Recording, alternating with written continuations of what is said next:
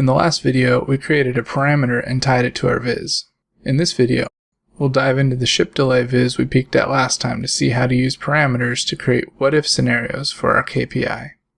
If you remember from last time, this is our order shipped on time viz, with parameters controlling our reference lines, colors, and goal lines. We're going to make this viz in this video.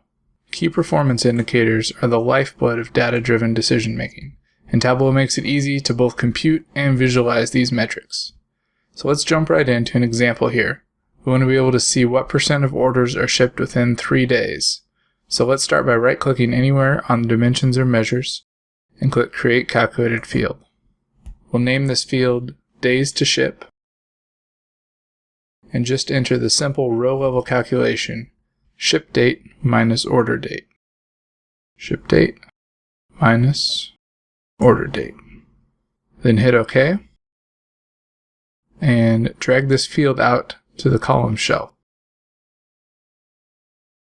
and set the default aggregation to average by right-clicking on it and going to measure and choosing average.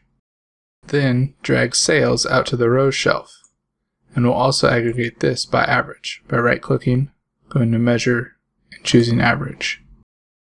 Now this is currently taking the average of all records in our database, but we want to break it out and see a scatter plot of each individual row ID. So let's drag row ID to the detail on the marks, and now we have a mark for each row in the database. You can see we have 8,399 marks, which corresponds with the number of row IDs we have in the database. Go ahead and set the mark type to circle, and we'll make it 50% transparency by clicking on color and dragging the transparency slider down. We can add meaning here by color coding each item by whether it was shipped on time or not.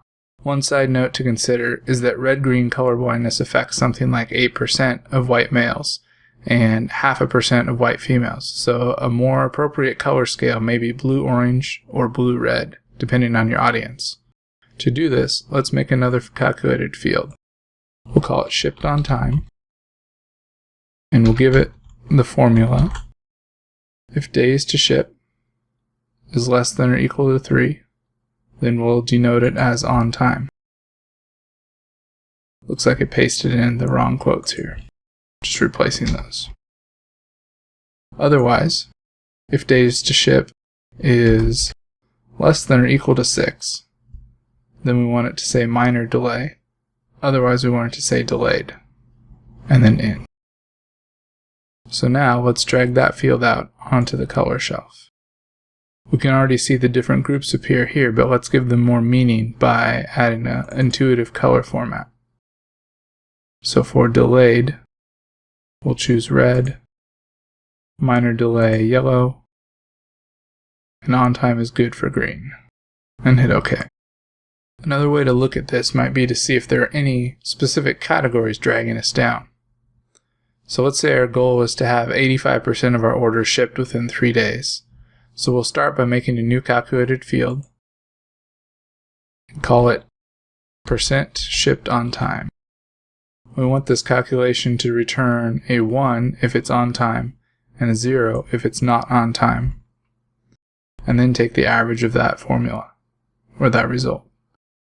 If shipped on time equals on time, then we return a 1, otherwise 0, and then of that whole thing, we take an average, and hit OK. Then we'll create another calculated field called shipped to on time met goal. And this will return true if the % shipped on time is greater than or equal to a goal that we need to set up. So let's start with our % shipped on time greater than or equal to, and right here from the screen we can create a parameter so that way the user can choose the goal they want to apply straight from the dashboard. We'll call this parameter ship on time goal. We'll leave it as a floating decimal point. Basically, this is any number where we want decimal precision as opposed to an integer, which does not allow any decimals. We'll display this as a range with a minimum of 50% and a maximum of 100%, with a step size 0.01, which means we don't allow tenths of a percent or anything smaller than that. They have to be in 1% increments. Then we'll hit OK, and we'll just add this to our formula. So this will return true when percent shipped on time is greater than or equal to our goal. Let's go ahead and create a new sheet, and on it we'll drag out product subcategory to rows, as well as product category right in front of rows to group our subcategories by their parent category. Then we'll drag out percent shipped on time to text, which is now displaying the percentage in aggregate for each of these subcategories. Then let's color this based on whether the ship time met the goal. So drag ship time to color. Now they're all returning false, which would be below goal because our goal is set to 100%. Let's go ahead and format the parameter as a percent. Right click on it, default properties, number format, change it to a percentage with 0 decimal places. Then right click, show parameter control.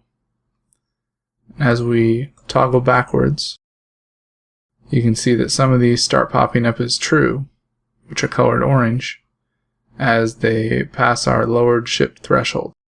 Eventually, if our goal is low enough, they all become true. So what we need to do is assign a better looking color palette to these.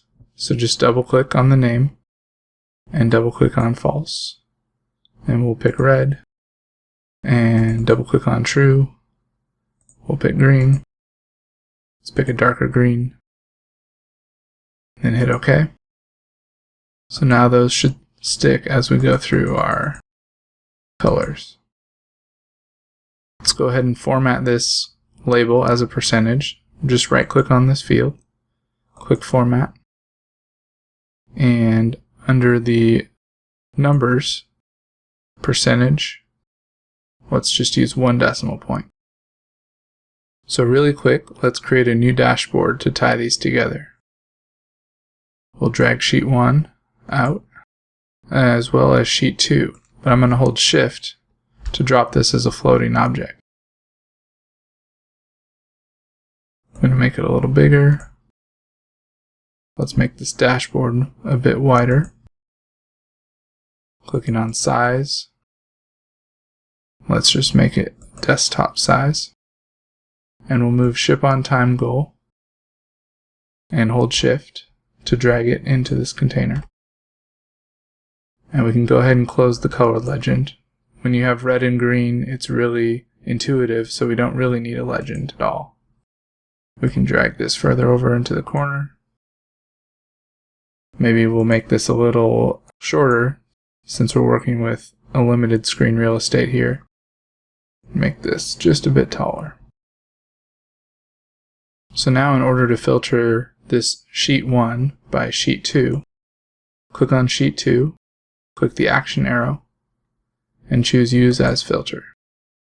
Now we can look at, say, just the rubber band orders and see we probably need to keep more of those in stock. If we go on envelopes, looks like a few poor souls waited over 80 days for some horribly back-ordered envelopes. So there's a lot of insights you can drive just by using a action filter.